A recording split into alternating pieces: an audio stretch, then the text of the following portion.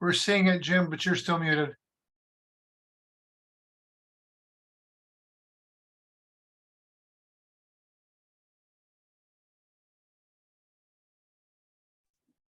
There we go. Now we're back on. Okay. So everybody should be seeing what is the radio net. I did the T2 last week, and there were a couple questions there about radio nets. We didn't really have a chance to get into it. The good thing about this presentation is you don't have to remember anything.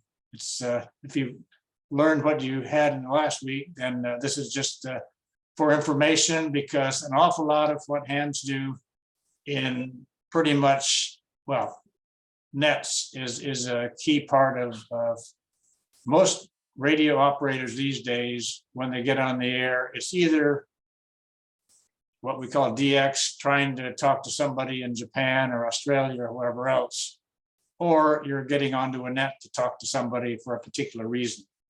So we'll go through what nets are all about, because that's a key part of amateur radio. So what is a radio net? It's basically an on-air chat room. It can be a social net, it can be a technical net, it can be an emergency net. So they say some of the possibilities here: health and wellness, emergency communications is key in emergency communications, just sending messages around, event communication support. You see this a lot. This is a good way to practice using your radio. And there's digital nets for just digital communications. So we'll go through each one of these and give you some examples. Social nets. Social nets that's probably the closest equivalent to just a big chat room. Everybody gets on the air just like a party line in the old days, if you're old enough to remember party lines.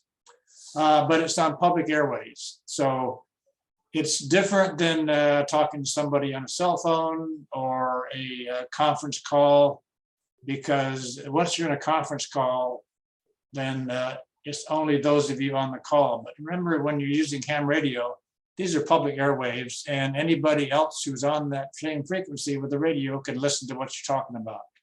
So that's something to always keep in mind when you're on the radio. Often these nets are organized by clubs. There's a club in every location in the country.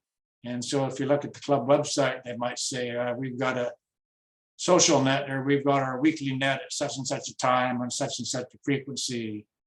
It can be a specific topic for the net. We're going to be talking about antennas this week on our technical net, or one club here locally has a digital net. If you're just on to chat about whatever in general, and you don't have to be talking about radio or anything else, that's what we call rag chewing. In other words, that's part of the closest to a social chat room. As I say, they can be daily net. I participate in a daily net here. I'm located in Bellingham, Washington, just south of the Canadian border. So I participate in a Canadian net every day. Some of them have been established for years. The one I participate in was established in 1981, has been going ever since. And some have very large followings. Again, the one I did today typically gets 120 people checking in every day. It's a good way to get involved in radio. Just today, we had somebody came on and says, hey, I just got my license. Can I check in? And so it's a good way to get involved, particularly if it's a club. A lot of times, if you're thinking about joining a local radio club, ham radio club, you can tune into their net, see how they go. If it sounds like the sort of group you might want to be involved in. This is the one that I participated in. Actually, I was and my spouse, Alpha Echo AE7UA, were net controllers today, and this is one based out of the Lower Mainland in British Columbia, Vancouver area, and it's been running since 1981. It takes about 2 hours every morning, and we typically get 120 odd check-ins every day. And just a lot of really interesting people on the net, and so you can learn a lot about radio. If you've got questions, just say, hey, I'm having trouble with my antenna. Here's the problem, and somebody else will jump in and say, oh yeah, I've got an antenna like that. Here's what I did to fix it. So there's a lot of community support in something like this. We've just come out of COVID, or we think we're getting out of COVID, and health and welfare nets were very popular. We got into this Canadian net on not necessarily a health and welfare basis, but it was when we were pretty much stuck at home the whole time. And it was a really good way to go out and meet people virtually on the radio. It's a good way to keep in touch. And again, a lot of groups do, particularly with some of us who are been around a while. It's a good way to keep in touch. And hey, we haven't heard from Fred lately. Does everybody know if Fred's okay? And there are a number of cases where somebody has noticed somebody hasn't checked into a net, and send somebody out to check, and the person has fallen over, or turns out has gone into the hospital and didn't tell anybody. And so it's a good way to keep track of your friends, because there's somebody will notice if you're not participating, and you usually do. They can focus on all sorts of things, but mainly as sort of a health and welfare. Yeah, how are you doing today? Nothing very serious.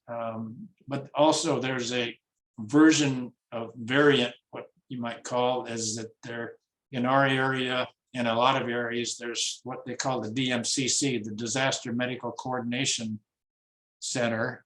And it's where the hospitals, radio amateurs associated with hospitals and medical facilities, all check in once a week to make sure that they can communicate by radio if they need to in an emergency. So there's a lot of possibilities in health and welfare. And again, these are a couple examples. Here's a COVID-19 ham radio net that was set up. Here's a hospital amateur radio net in somewhere in the Midwest, I guess. That's probably Ohio, somewhere like that. Emergency communication nets. This is what I'm got into amateur radio for emergency communications. I was involved in emergency preparedness, and this sounded like a good way, because what we say in amateur radio, if everything else fails, amateur radio still works. So if the internet's down and your cell phones don't work, you can still communicate by amateur radio. And that's where it's really valuable in an emergency. And most every emergency communication group, like the one I'm in, if for example, we're an earthquake country here, if things start shaking, first thing you do is get onto your emergency net, find out what's going on. And again, if power's out, if you've got problems, you can always get a hold of somebody on your emergency radio. There's emergency radio groups in a lot of areas, most areas, and they're usually associated with the local or regional emergency operations center, the EOCs. And basically, what amateur radio does is we're what we call auxiliary communication service, ACS, and our role is to step in when the public service communications are out. And also we're used in sort of an emergency basis to support search and rescue groups, going out to look for somebody who gets lost in the woods. Sometimes they'll get out of cell phone range, but you can still communicate by amateur radio. And there's even a separate allocation of frequencies in the VHF range for search and rescue specifically. So this is where I spend a lot of my time, is various aspects of emergency communications. The Washington State, for example, has twice a week emergency net where people check in on HF frequencies. These are what we call the 40 meter and 80 meter bands. And so there's sort of a regional check-in. Okay, I'm in Whatcom County, Washington. So somebody will say, okay, Whatcom County, we've got check-ins from Whatcom County, check-ins from Clark County where Steve is. And so they go through a check-in every day or twice a week. And this is our regional setup for nets. We have what we call a Region 1 net. This is for the 5 counties in our Northwest region, the 5 most Northwest counties in Washington. And then each county has a net they run to check in with all the emergency groups in the county. And then down in what we call the Ops 3, each city or region, hospital or whatever, they run their own net. In other words, in the city of Bellingham, there's an ACS group, emergency group, and every Tuesday they check in, all of the operators in the group check in with the local fire station. You know, everybody okay? Yeah, everything's working okay. And then they report up the line. And then agencies like hospitals, Red Cross would check in as agencies. And then, as I mentioned, this DMCC, the Disaster Medical Coordination Center, all hospitals have radio groups. Most hospitals have radio groups in the region. They would check in separately. And then you've got a master net covering the whole region. So this is what happens in our area every Tuesday as far as the net activity. There are traffic nets. These are not used as much as they were in the old days, but basically it's a system to send messages by amateur radio. Back in the, as I say, the olden days, you think back into the 50s and 60s where, you know, long distance telephone, boy, you only called after 7 o'clock because the rates were so high during the day. And you didn't really want to do that sometime, but you could find out, oh, well, gee, Joe next door, he's an amateur radio operator. He can talk to people all around the country, can't he? He's got that big antenna in his backyard. So then you could say, hey, Joe, do you know any hams out in California that you could talk to that maybe you could pass this message for me? Because I don't really want to spend the money on a long distance telephone call that costs me a whole lot relatively. And so this is a system. And the original system was organized, well, a system was organized by the ARRL, the Amateur Radio Relay League, which you've probably heard about as we're talking about their books. It's the National Amateur Radio Organization, established the National Traffic System in 1949, that's specifically to send messages around the country through amateur radio using forms they call radiograms. As I say, with everybody's got the cell phone and the internet these days, so it's not nearly used as much as it was, but it still exists. Again, this is the specifics on the NTS, National Traffic System. And this is an example of what you would use if you're sending a radiogram. It's 25, allows for 25 words. It's sort of like what you heard about the old telegraph. In other words, you wanted to conserve words, so you want to get your message across as briefly as possible. So you've got space for 25 words here.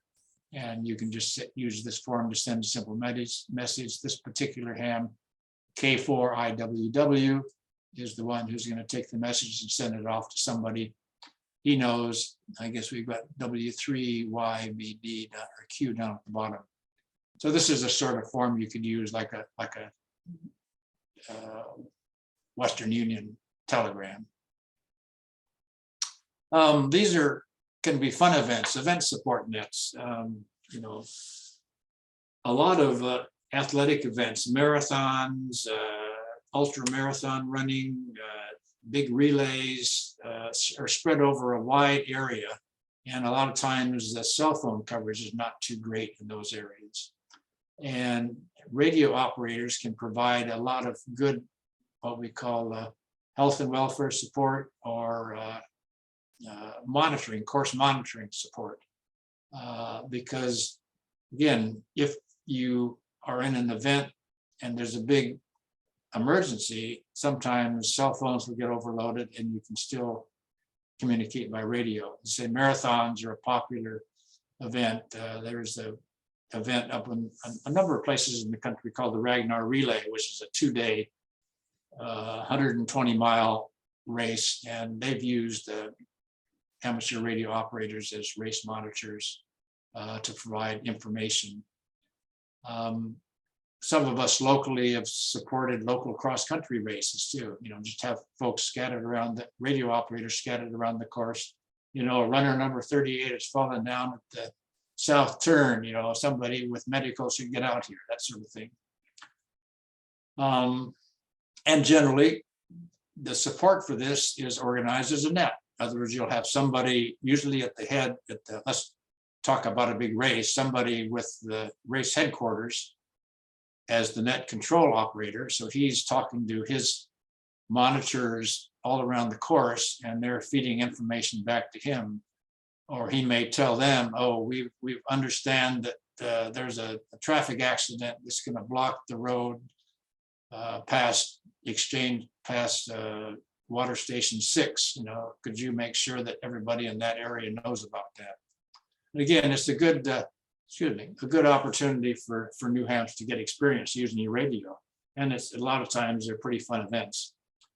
And here's some examples of what our groups in our area have participated in as radio volunteers. There's what the big event in our county is called Ski to Sea. It's an event that has 7 legs starting out at up on Mount Baker, a 10,000-foot peak in our area. And you start out there with a cross-country skier, then a downhill skier, a runner, a biker, a canoe leg, mountain bike leg, and then finishing off with a kayak leg. And so spread out over about 60 or 70 miles. And so we have monitors all along the course, and amateur radio really fits in well, and it's a fun event. And I mentioned the Ragnar Relay. This is a 120 mile or so race, and the local version here goes from Blaine right on the Canadian border down to Langley, Washington on Whidbey Island. And amateur radio can play a pretty important role. You may remember the bombings at the Boston Marathon a while ago. There were amateur radio operators all around the course, and they played a key role in getting information quickly around about what was going on, what we call situational awareness. Digital nets, talked a little about digital nets earlier. Pretty much the same operation, except you're sending stuff digitally. And digitally means you've got a digital program on your computer, and that converts your typing, in a sense. You can send text messages, you can send forms, you can send spreadsheets, and the software converts it into radio. The radio waves go to wherever you want them to go, and then somebody with the same software at the other end decodes it, and they can print out forms, they can read your texts, that sort of thing. And so they operate pretty much the same. In a lot of cases, you might have a voice control. We have a net that we do every Sundays in our area. And so there's one person on the radio saying, okay, does anybody have digital traffic? And somebody calls in, Marty, who you just heard, will often be the one you'll call in and say, hey, I've got an ICS form I want to send. Okay, Marty, you can change your radio to the digital frequency and send your traffic. And then as soon as his traffic's received on the radio, then the digital operator says, yeah, okay, Marty, you've got your traffic. It's loud and clear. I've copied it perfectly. I've got everything here. And then you move on. Okay, anybody else have digital traffic? So it's similar to same approach as voice, except you're sending digital forms. And the advantage of that is, if you're in an emergency, you would like to have everything on paper, or at least so you can print it on paper. In other words, if you've got what we call incident command, the incident command team dealing with all the effort, all the things that are going on in a real emergency, you can take a physical piece of paper, set it down on their desk and say, okay, here's a summary of what's happening in this area. And you don't have to sit there and, well, try to explain it to them or have somebody transcribe it. So if you can get it down on paper to begin with, that's particularly important on medical information. In other words, it's if you have watched any commercials for medicines, they're all obscure names, and so it's easy to get the names wrong if you're trying to do it by voice. And just a reminder too, and it'll just come up on a couple of questions, phonetic alphabet. One of the things that will be very useful in any sort of communication on a net in particular is phonetic alphabet. If somebody says, my call sign is K7CBD, you say, that was what? CBD, CDD? I didn't quite get that. But if it says, if you say Charlie Delta, what did I say? Charlie Bravo Delta, that's a lot easier to understand the CBD than CBD on the radio. So just a side note, there's a couple of questions. You don't have to learn the phonetic alphabet for the test, but you have to know how it's supposed to be used. How do you find a net? As I said, nets are really good to listen to people, understand how things work, find out if you want to join a club, find out what's happening in an area. As I say, if you're traveling, if you want to, for example, last time I was down in the Vancouver, Washington area where Steve is, first thing I did before traveling down there is looked up the local frequencies. And when I got down there, I turned on my radio and got on the one, and guy answered back and said, "Hey, welcome to Vancouver." And so that's where you can find out what's happening in the area amateur radio wise. As I say, most clubs have a weekly net, and most are open to visitors. Some are restricted, but most are open to visitors. It rarely is anybody going to tell you, "Hey, no, you can't talk to us." They'll say, maybe come in after the net and we can chat or something like that. And again, it's good to, if you're thinking about getting on a net, it's good to listen to it for a while. And again, that's a good rule always in radio. Listen first, get a feel for what's going on. And then when you do want to join in, you'll know what the procedures are. I think I mentioned in my class last week, the usual procedure is when you want to get in, you call the call sign and of who you want to talk to, or how you want to get in, and then give your call sign. Now, in a net, sometimes it's just a matter of you giving your call sign because they've got a whole procedure that they're going through as far as roll calls and that sort of thing. But again, if you listen before getting in or trying to get in, then you can see how things go. This is an example of how you find a net. This is from one of our Club Here's website, the Whatcom Emergency Communication Group. And it's kind of fine, small print here, but here's the top one is FLMSG. This is the digital mode. This says if you've want to practice on your digital traffic, here's the frequency, here's the time, here's the procedures you need to do. We've got a voice net here on Sundays at 8:45 on the 220 band, 1.25 centimeters or 1.25 meters. Again, the procedures. And then at 7 o'clock, you've got another opportunity on Sundays for on the UHF repeater. This is our primary, open to everyone. And then we've got a DMR net at 7:15 on Sundays. And Steve and I talk pretty much every Sunday on this net. And again, this is one where, for example, Steve's 250 miles south of me in Vancouver, Washington. So I could not talk to him on any of these other bands, nets, because he's too far away. But DMR, because it links up with other DMR repeaters all around the country, we can chat like he's next door. We did a demo of that last week on the class, if you were on the class. So again, this is most clubs will have a page like this. Here's our nets. Here's how you find us, that sort of thing. And we talked a little about this earlier, how our nets run. For a chat room, it's sort of an open forum. Somebody will come on and say, okay, this is the Thursday night antenna net, or this is the Thursday night event net, or the Thursday night technical net. We're going to talk about radio problems you might be having. And then you just get in and say, well, I've got a problem with this, or who can tell me about that? Current activities. Hey, is anybody going to the event on Saturday? That sort of thing. It's pretty much an open forum. A lot of nets are roll call. A lot of the emergency nets are roll call. Others, you have a specific list of people, radio operators in your club that you want to check and see if they're available. Are they operational? And so you'll have a designated leader, what we call the net control operator.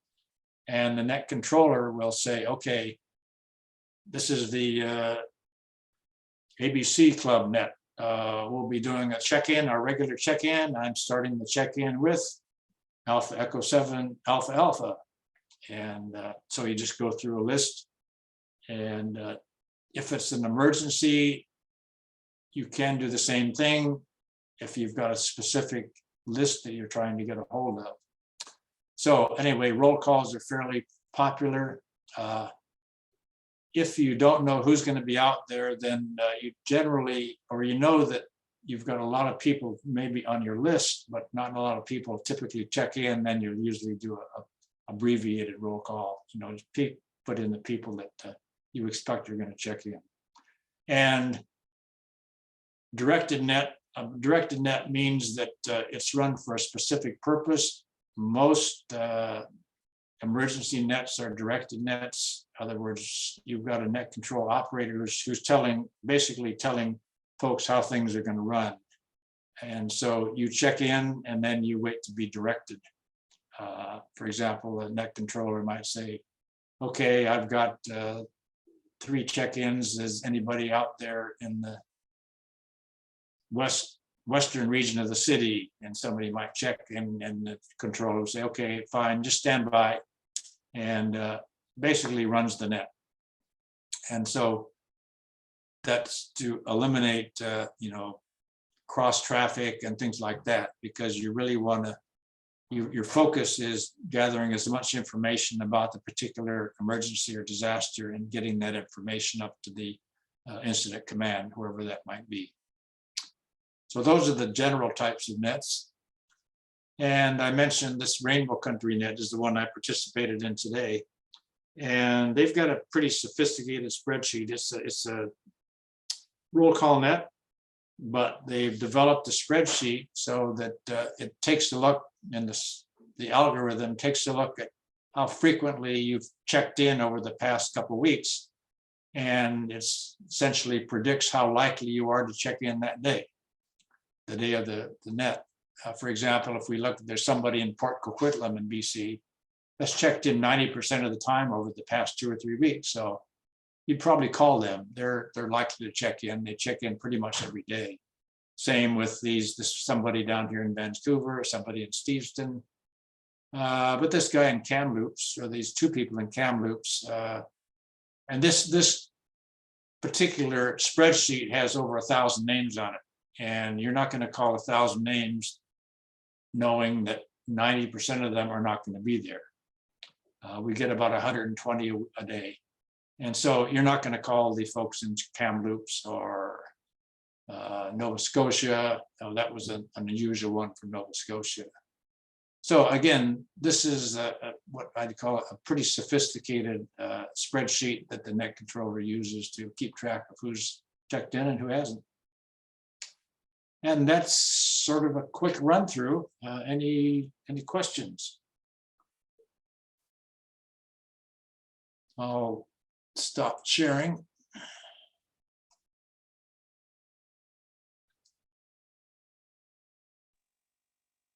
A lot of fun if you can find the right net.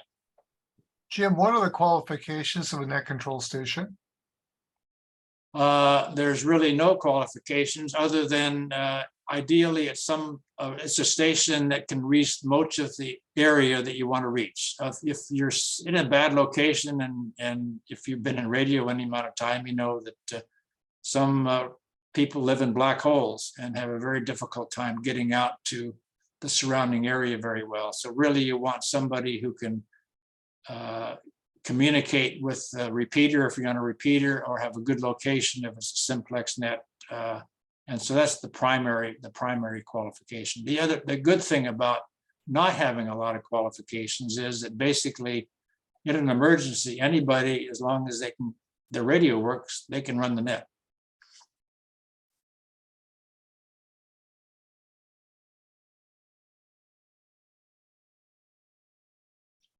Anybody else? And once you get on the radio, it'll become clearer too. It's harder if you haven't been on the radio and you're just studying to get your license, then it's a little harder to think about what it's like. But it is something that's really a good way to learn radio. by just listening for a long time and then getting in and participating. And again, if you get out on events, then that's a lot of fun, particularly if you're out in the, it can be, we had to tromp through snow on one of our events, which wasn't quite as fun, but in general, it's pretty good, pretty fun. Is Mark, you got your hand up?